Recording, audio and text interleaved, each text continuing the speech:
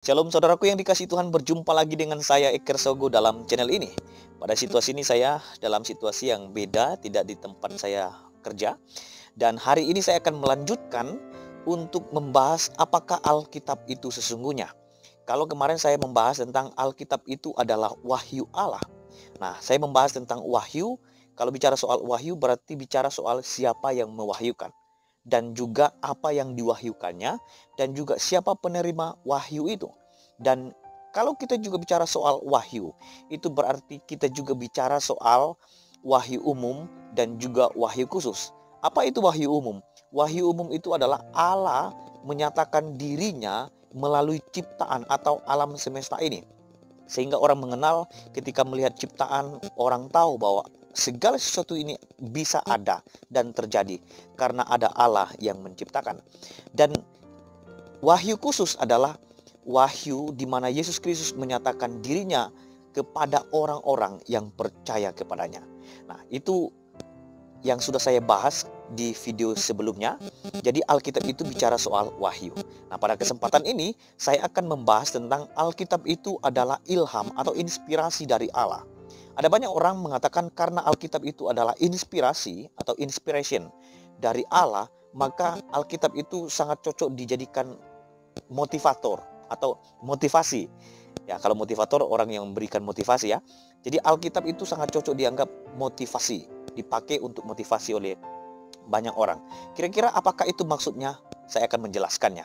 Jadi maksud inspirasi ini sebetulnya adalah Allah menginspirasikan dirinya kepada ciptaannya, kepada orang-orang yang mendapatkan wahyu itu.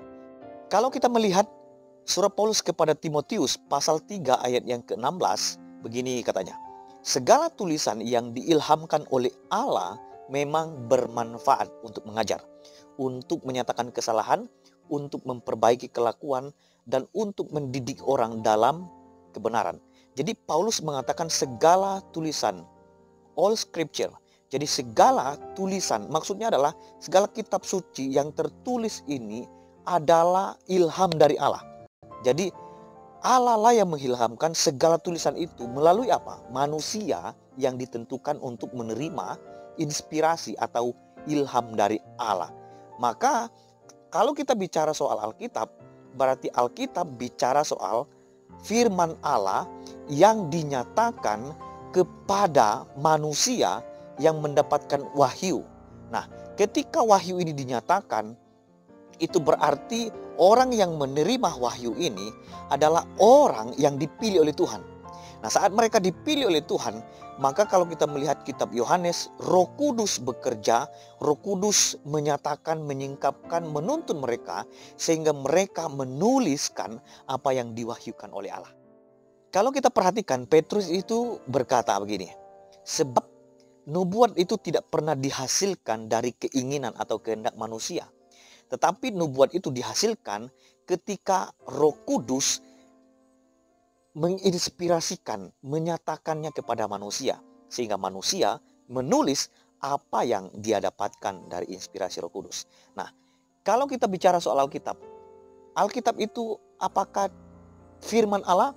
Ya, firman Allah. Tetapi kita melihat waktu Allah menyatakan diri, lalu memberikan ilhamnya kepada manusia, manusia itu tetap perannya sebagai manusia itu aktif. Sehingga kita bisa menemukan Paulus menulis dari Paulus, Yesaya juga mengatakan siapa dirinya. Tidak pernah dilupakan kesadaran dari manusia itu. Tetapi itu tetap di dalam kontrolnya Allah. Allah yang menuntun itu semua sehingga itu dituangkan di dalam tulisan. Sehingga jadilah Alkitab.